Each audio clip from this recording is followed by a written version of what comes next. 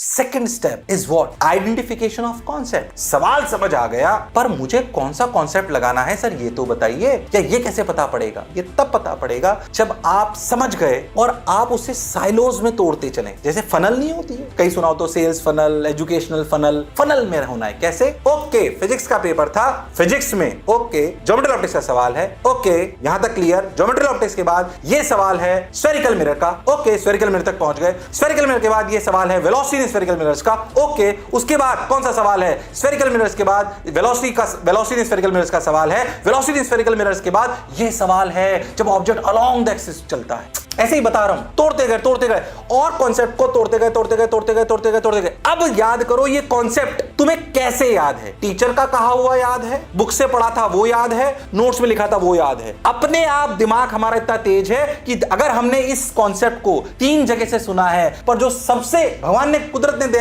हमें गिफ्ट दी है क्या? कि ये कॉन्सेप्ट पर पहले साइलोज में बनाना पड़ेगा। यस, तो कॉन्सेप्ट को समझिए, साइलोज में डिवाइड कर दीजिए अपने आप, स्टेप बाय स्टेप। अच्छा, जितना देर मुझे कहने में लग रही है उतनी देर आपको अप्लाई करने में लगेगी, ऐसा नहीं है। खटाखट प्रैक्टिस में आ जाएगा तो हो जाएगा। फिर ईश्वर ने हमें ऐसी गिफ्ट दी है कि अपने आप जिस जगह ये बेस्ट याद होगा आपको, वो अपने आप दिमाग में पिक्चर आ जाएगी। जैसे ही पिक्चर आएगी वो फोटोग्राफ तुम्हें बता देगा कि ये कॉन्सेप्ट क्या है। उस कॉन्सेप्ट को लिख लीजिए, उसके इंपॉर्टेंट फॉर्मूले को। बोलो क्लियर है एकदम? That is how you will apply the concept. May be multiple concept will apply. कि मान लीजिए कि ऑर्गेनिक केमिस्ट्री में फिजिकल भी थोड़ी सी घुस गई, फर्स्ट ऑर्डर रिएक्शन भी आ गई और कोई ऑर्गेनिक की रिएक्शन भी थी, अपने आप मल्टीपल वो चलने लगेंगे। पहले इस कॉन्सेप्ट को भी लिख लीजिए, इसको भी लिख लीजिए, लिखिए जरूर और रिलेट कर लीजिए। तो पहली बात, आप कॉन्सेप्चुअल, आप अंडरस्टैंडिंग ऑफ क्वेश्चन कर लिया आपने, कॉन्सेप्ट आपने आइडेंटिफिकेशन कर लिया। अब आप कॉन्सेप्ट आइडेंटिफिकेशन के बाद, this is the second step, identification of concept and application of concept. तो आइडेंटिफिकेशन कैसे हुई? साइलोज बनकर। बोलो क्लियर है? नाउ कितने कॉन्सेप्ट इसमें लग रहे हैं ये आपने लिख लिए, अब उनको अप्लाई करना है। अप्लाई करने से पहले देखना है कि वो कहीं आपस में रिलेट तो नहीं हो रहे हैं। अगर वो एक ही है कि मान लीजिए k q1 q2 by r square एक ही कॉन्सेप्ट है, तो फॉर्मूला लगाओ, आंसर आ जाएगा। पर हो सकता है कि उसमें k q1 q2 by r square भी लग रहा हो और टॉर्क बराबर i अल्फा भी लग रहा है, तो सोचो कि कौन सा पहले लगेगा और बाद में कौन लगेगा। बस इतना करना है। Now what is identification of concepts is the question. Second step is interrelating the concepts. If it is a single concept, obviously it is a easy question. If it is a tough question, how to relate these concepts. कौन पहले आएगा, कौन बाद में आएगा, किससे निकाल के क्या डालेंगे, ये सोचना है and apply it. Now third problem, calculation. हो सकता है कई सवाल यहीं पे खत्म हो जाए, कॉन्सेप्ट में ही आंसर निकाला है, पर थर्ड स्टेप क्या है? कैलकुलेशन। कैलकुलेशन आपकी अच्छी होनी चाहिए। अभी इस वीडियो में मैं कैलकुलेशन कैसे तेज करना है इस पे बहुत ज्यादा नहीं बोल रहा हूं, पर कैलकुलेशन अगर अच्छी नहीं हुई तो मान के चलिए कि आपका सवाल नहीं होगा। तो 3 स्टेप क्या हुए, ध्यान समझिए। Understanding of question, identification of concept and application of concept, and third is calculation.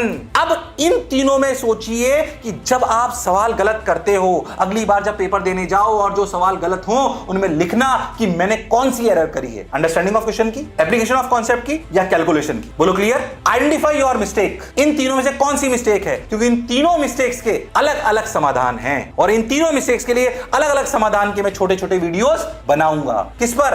Understanding of question पर, जो अंडरस्टैंडिंग ऑफ क्वेश्चन पे तो मैं काफी कुछ बोल चुका हूं, एप्लीकेशन ऑफ कॉन्सेप्ट और एक कैलकुलेशन। अगर कौन सी एरर हो रही है उसको सुधारने के तरीके अलग अलग हैं। कैलकुलेशन में भी कई वैरायटी है कि मेरी स्पीड धीरे है या मैं इंटर रिलेट नहीं कर पाता हूं या मेरी मैथमेटिकल कैलकुलेशन गड़बड़ है। Identification of mistake is the most important part. ये वैसी ही बात है कि मैं डॉक्टर के पास जाऊं और बोलूं कि मैं बीमार हूं, डॉक्टर कुछ नहीं कर सकता आपका जब तक आप उसे नहीं बताओगे मेरे पेट में दर्द है, पेट में इस तरीके का दर्द है, या मेरे गले में दर्द है, या मेरे को सांस लेने में तकलीफ आ रही है। फिर अगर वो सांस लेने में तकलीफ आ रही है तो हो सकता है वो आपको टेस्ट लिखेगा। That is what happens to education. आपको अपनी मिस्टेक आइडेंटिफाई करनी पड़ेगी। Most of the students come to us और एंड से कि सर मेरे नंबर नहीं आ रहे। नंबर नहीं आने के कोई एक कारण नहीं है, मल्टीपल कारण हो सकते हैं। क्वेश्चन ढंग से नहीं पढ़ना, कॉन्सेप्ट अच्छे से अप्लाई नहीं कर पाना, कैलकुलेशन मिस्टेक होना और भी माइंड डिस्ट्रैक्ट होना, वो अलग बात है। आज इतनी सी बात क्वेश्चन पे करी गई है, इसलिए सबसे पहली बात आपको अपनी मिस्टेक पता होनी चाहिए। खैर, इस वीडियो को यहीं पर अंत करते हैं। ऐसे छोटे छोटे वीडियो और बनाएंगे। हमारे साथ प्यार बनाए रखने के लिए बहुत बहुत धन्यवाद, बहुत बहुत साधुवाद। आज का विषय था क्या, कि कौन सी 3 स्टेप्स हैं क्वेश्चन को करने की। फिर से रिपीट करते हैं, अंडरस्टैंड अच्छे से करिए, अंडरस्टैंड अच्छे से करिए। दूसरी step, identification of concept, write them down, interrelate them and apply it, and last is calculation. अब पता करिए आप कहां गलती करते हैं और उस गलती का समाधान मैं आपके सामने जल्द ही लेके आऊंगा या ला चुका हूंगा। क्या मेरी बात एकदम क्लियर है? फिर से एक बार हमारे साथ बने रहने के लिए बहुत बहुत धन्यवाद। Thank you.